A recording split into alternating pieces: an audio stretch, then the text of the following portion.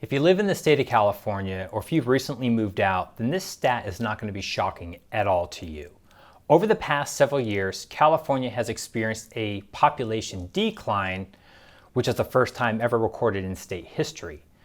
358,000 people have left the state in 2021, so shortly after COVID, and 113,000 people left in 2022.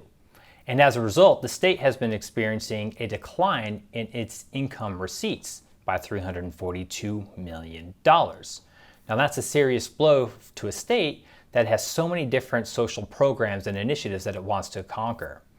So where are people choosing to move to? Well, as you know, people are moving to Texas, Florida, Tennessee, Nevada, all of which just happen to be a tax-free income tax state. So why are people leaving the state of California? Well, it really comes down to two key issues. California has a notorious high cost of living and a very high income tax rate. So if you combine those two issues together, on top of a work from home adoption that we've been seeing here in the United States, then it should come as no surprise as to why so many people are leaving this state. If you were to look at California's high cost of living, it's really pretty broad across the board. Everything from housing to groceries to even your car registration. I recently had to get my car registered just a few months ago, and I had to pay $800 for a car that I've had for 4 years. And this is every single year. So if you were to add this up on top of everything else that we have to pay for here in the state of California in terms of like sales tax and property tax and everything else, it really does eat into your savings. And if you're trying to achieve whatever financial goals that you may have, it could be retirement, it could be a vacation, it could be college education for your kids, it really does hamper you in terms of reaching those goals. So people are choosing to pull up their roots, even if they're first or second or third generation Californians, and moving to a lower cost of living state.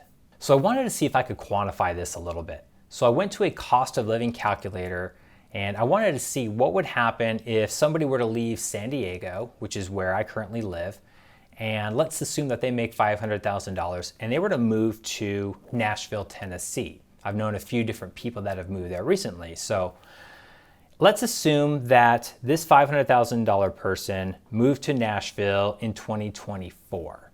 Now, $500,000 worth of income is equivalent to $342,000 worth of income in Nashville, and that is a huge discrepancy.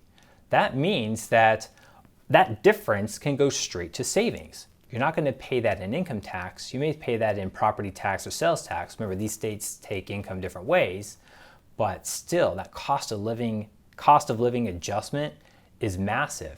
That means that 150 or so and change year after year after year compounded, especially if you were to invest that money in the markets, you can achieve your goals, 5, 10, even 15 years earlier, depending upon your circumstances. So yeah, these moves are really massive. They're huge.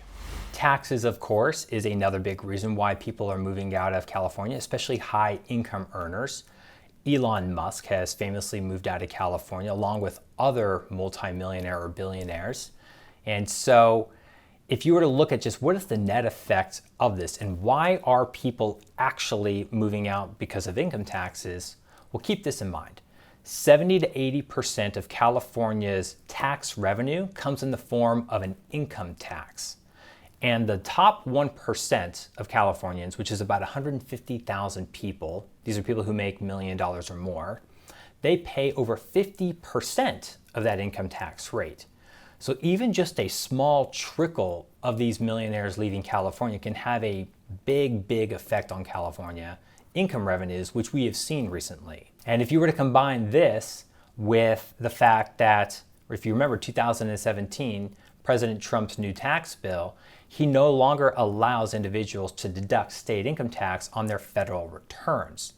So it's just a multitude of different factors that are all coming together. You got the high income tax rate, you have the high cost of living, you have this work at home adoption, and you also have the fact that you can no longer deduct state income taxes on your federal returns. All of this combined together is just forcing people to make that difficult decision to move out of California and move into a lower cost of living state. So if you are moving out of California, or if you're considering moving out of California, it's very important to make sure that you break yourself from the Franchise Tax Board's definition of what is considered a permanent resident in the state of California. Because if you source your income from the state of California, or if you don't properly document or prove that you're no longer a California resident, you could be living in Texas or Tennessee and still pay and be subject to California income state taxes. So there is a myth out there, and it's a wrong myth, that if you spend more than 51% of your time outside of the state of California, that you will be okay. You're not going to be subject to that income state tax. That's not true. Now, according to the Franchise Tax Board, this is their definition in terms of what it constitutes to be a permanent resident or not. You must be present in California for other than a temporary or transitory purpose, or domiciled in California, but outside California for a temporary or transitory purpose. Clear as mud, right? It's not very clear at all. So basically, you have to prove that you are no longer living in California and you're no longer a resident of California. And there's a multitude of different factors that come into play here. So we put together a list to try to help individuals understand what makes a permanent resident and not a permanent resident. So the biggest factor that you should be considering is how much time do you spend in California versus not. So that 51% rule, I think, and I'm assuming that this is where that myth came from, but it's a pretty good rule. If you're spending 70, 80% of your time in California, then you're a California resident. You're spending most of your time here. However, if you move to Tennessee and you only spend 1% or less in California, then chances are you're no longer a California resident, right? That one makes sense to me. The location of your principal residence, right? So if you're living in Tennessee or Florida or Wyoming or Washington, and that's your primary residence, that's where your spouse is, that's where your kids are, then that's pretty straightforward. You also want to make sure that you update your driver's license, you update your state registration, you update your voter registration. All of these different things can really help you make your case that you're no longer a California resident. It's important to keep in mind that the Franchise Tax Board is pretty relentless because they're going after tax dodgers. So people who will set up like a P.O. box in the state of Texas and try to make the claim that they're no longer a California resident. Well, that doesn't fly, right? You can't just have a P.O. box. You have to have your permanent residence, and you have to be going to your local church or professional organization. Your kids are enrolled in a local school there. All of these different things, and you have to make that case to them. Even a library card. Go to the local library and get a library card just to help make that claim that you are no longer a California resident and that you are a resident outside of that state.